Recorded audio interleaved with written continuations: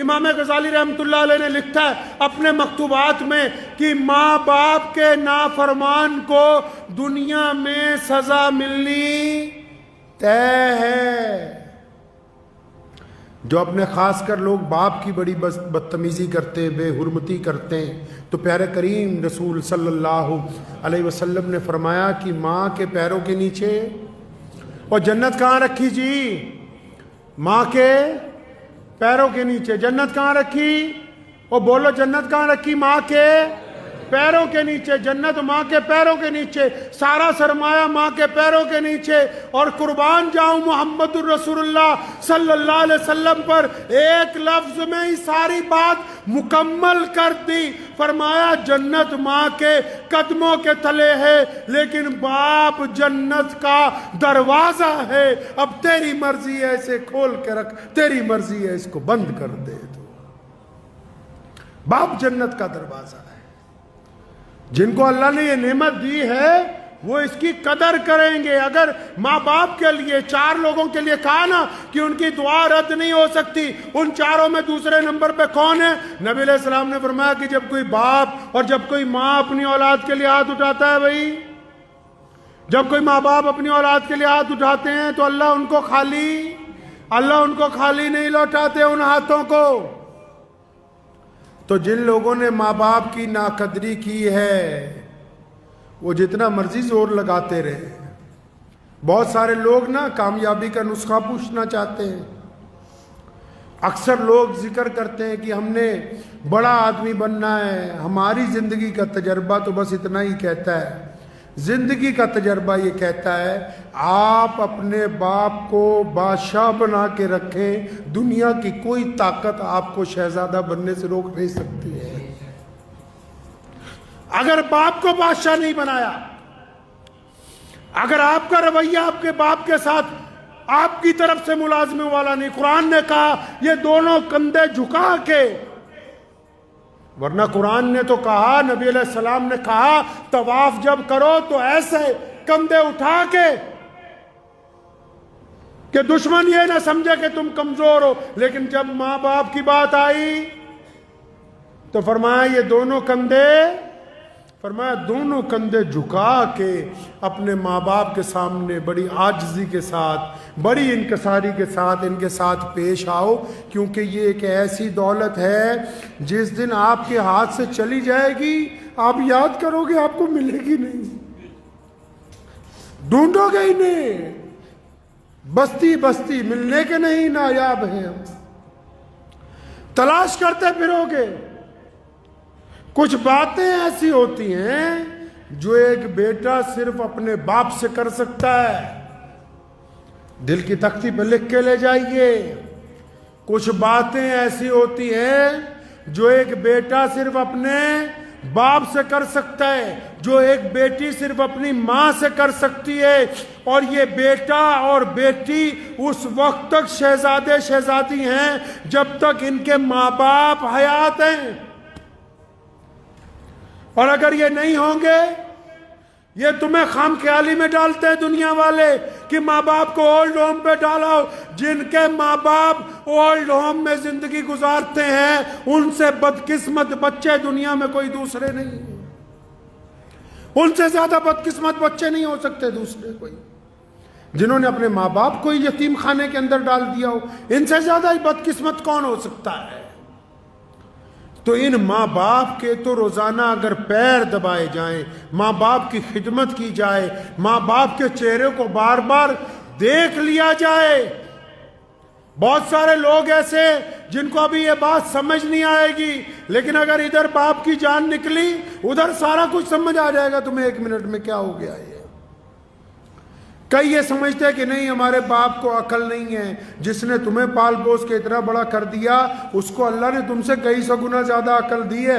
ٹھیک ہے وہ اسکول میں نہیں پڑھا، ٹھیک ہے اس کو عربی نہیں آتی، ٹھیک ہے اس کو انگریزی بولنی نہیں آتی، مان لو اس کو حساب کرنا نہیں آتا، لیکن آنکھوں کی جو اندر ارادے ہیں، چہرے کے جو خد و خال ہیں، انسان کا جو مزاج ہے، آپ کی طبیعت کس وقت کیا چاہتی ہے، یہ ایک باپ سے زیادہ دنیا میں کوئی نہیں سمجھ سکتا۔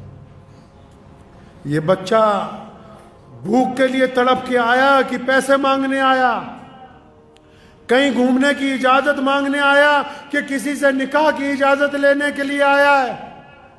یہ غصے میں آیا ہے کہ محبت میں آیا ہے؟ تمہاری چال کو، تمہاری ڈھال کو اگر کوئی سمجھ سکتا ہے پہلی نگاہ کے اندر تو وہ صرف آپ کا باپ ہے، اس کے علاوہ یہ صفت ہے ہی کسی کے اندر نہیں۔ تو جن کو اللہ نے یہ نعمت دے رکھی ہے میرے بھائی، اللہ نے جن حضرات کو یہ نعمت دی ہے کہ چاہے ماں باپ 80 سال کے ہو جائیں، 90 سال کے ہو جائیں، چاہے ماں باپ 100 سال کے ہو جائیں۔ میں نے اپنی دادی محترمہ رحمت اللہ علیہ کا ایک واقعہ مجھے یاد آتا ہے۔ میرے والد، اللہ نے ان کو بڑی عزت عطا فرمائی، پوری دنیا میں جاتے تھے، ہزاروں لوگ ساتھ ہوتے تھے۔ تو میں نے اپنی دادی کو دیکھا آخری عمر میں کہ جب والد صاحب رحمت اللہ علیہ گھر سے نکلتے تھے تو انہوں نے بلا کے کہنا کہ بیٹا حبیب ایسا ہے، سامان رکھا ہے؟ جی ہاں رکھا ہے۔ فلاں چیز بیگ میں رکھی ہے؟ رکھی۔ فلاں دوائی رکھی ہے۔ تو خود بذات خود بستر پہ ہونے کے باوجود، تو ایک دن میں بذات خود ذہن میں سوچتا رہا کہ یہ جس بندے کو ہماری دادی نصیحت کرتی ہے اس کے ساتھ تو 50 لوگ چل رہے ہیں، اتنے خادم ہیں، ہر جگہ آگے پیچھے گاڑیوں کا ریل پیل ہے۔